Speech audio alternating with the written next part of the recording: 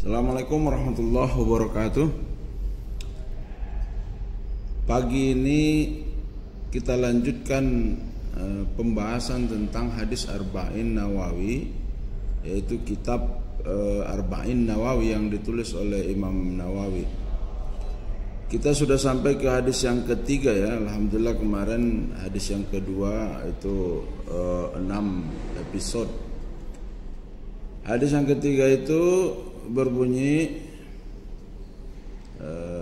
An Abi Abdurrahman Abdullah bin Umar bin Khattab radhiyallahu anhuma qala Sami'tu Rasulullah sallallahu alaihi wasallam yaqul Bunyal Islamu ala khamsin syahadati an la ilaha illallah wa anna Muhammadar Rasulullah wa iqamis salah wa ita'iz zakah wa hajjil baiti wa shaumi Ramadan. Rawahul Bukhari wa Muslim. Artinya hadis ini diriwayatkan dari Abu Abdurrahman Abdullah bin Umar. Abu Abdurrahman itu bapaknya si Abdurrahman yang bernama Abdullah, dan Abdullah ini anaknya Umar bin Khattab. Jadi ini cucu disebutkan, anak disebutkan, ayahnya disebutkan, menunjukkan kebaikan atau kebagusan dari sanad hadis ini.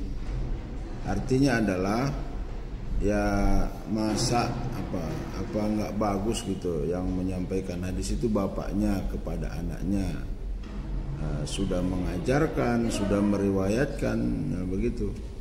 Nah ini bagus sekali.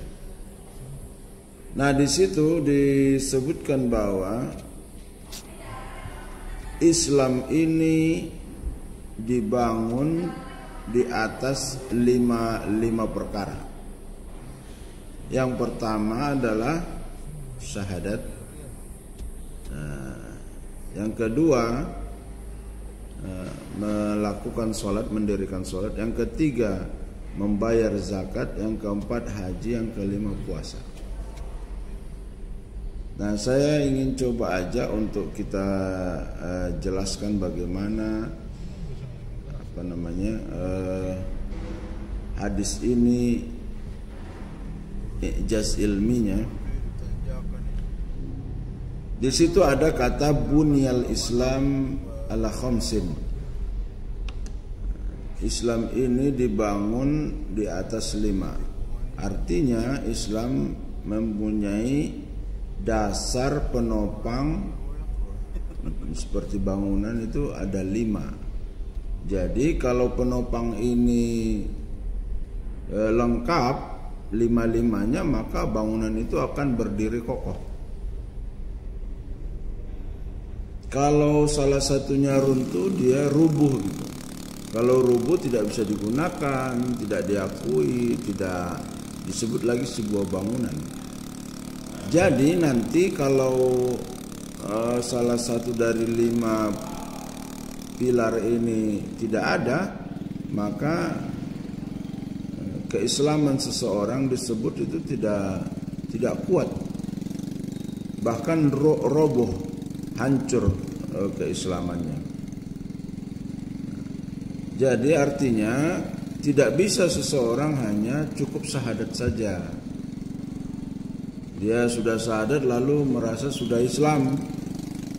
Tidak. Nah, tetapi tetap kalau dia sudah syahadat, dia akan masuk surga, hanya bisa saja mampir-mampir di neraka dulu gitu. Ya, karena Rasulullah katakan bahwa man qala la ilaha illallah dakhala al-jannah. Siapa yang sudah bersyahadat pasti masuk surga. Hanya masuk surganya tanpa hisab atau dihisab atau disiksa dulu gitu. Bahkan ulama-ulama lain mengatakan bahwa ini 5 pilar ya. Jadi Islam itu diibaratkan sebuah bangunan yang memiliki 5 tiang. Jadi kalau kelima tiang ini tidak ada satu, tidak ada dua, tidak apalagi tiga, empat, dan lima, maka dia rubuh.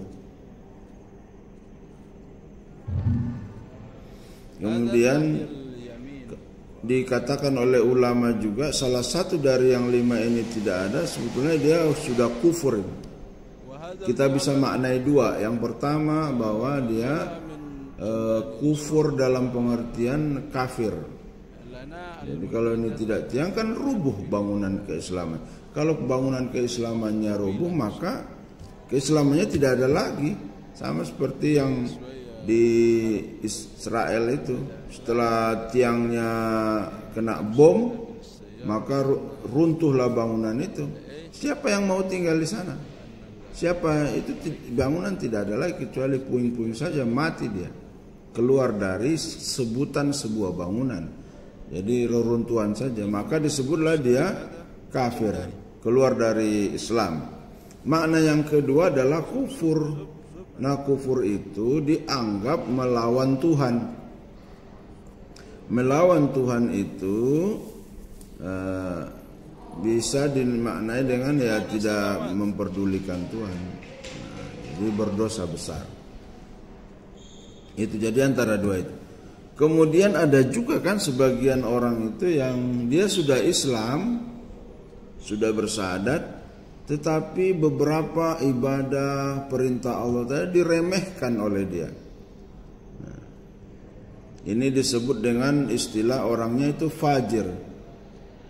Maka seseorang itu dilahirkan dunia di dalam ayat disebut fa'alhamaha fujuraha wa taqwa. Kemudian ditentukan bagaimana dia jahatnya dan ketakwaannya. Jadi fajir itu orang yang meremehkan sholat, meremehkan puasa, sebangga tuh ngarokok gitu di bulan Ramadan. Ya, mungkin bagi di kalangan manusia Anda boleh lolos artinya tidak ada yang tegur, tidak ada ini ya, tapi di hadapan Allah adalah fajir. Anda itu fajir itu ya orang yang harus menanggung, membayar semua itu nanti gitu. Kemudian di dalam membangun tiang dan pondasi Islam ini, maka di sana ada dua kategori yang harus Anda lakukan atau semua orang Islam lakukan. Yang pertama amaliyah badaniyah seperti puasa, sholat, haji gitu kan. Ada yang amaliyah maliyah. Jadi beramal dengan hartanya. Yang tadi beramal dengan badannya, yang kedua beramal dengan badannya, hartanya. Zakat, haji juga dengan harta, gitu. Nah, maka bangunan keislaman kita itu kalau tidak dilakukan, karena ada juga sebagian orang itu dia berislam itu ya eling sajalah. Jadi sesuka hatinya, jadi dia melakukan dengan cara yang memudahkan, yang dia suka saja, yang dia mampu dan sebagainya, yang dia rasa tidak merepotkan dia. Jadi itu kan sama dengan mengatur Tuhan. Nah, jangan dilakukan. Jadi kalau Anda mau Islamnya kuat, bangunannya kuat, penuhi yang 5 ini. Itu artinya adalah kalau 5 ini kuat, maka kalau bicara rezeki, Allah pasti memenuhi janjinya itu. Wa may yattaqillaha yaj'al lahu makhraja. Siapa yang keislamannya, ketakwaannya lengkap, maka masalahnya diberi solusi, itu janji itu. Nah, kalau Anda tanggung-tanggung keislamannya, ya meremehkan dan juga memudah-mudahkan, Nah, itu artinya Anda sedang ya bermain-main, dan ya Islam tapi melarat, susah, banyak masalah, banyak kendala dan seterusnya. Jadi kalau mau seperti orang yang dijanjikan oleh Allah itu menjadi sukses, itu ya penuhi rukun Islam ini. Assalamualaikum warahmatullahi wabarakatuh.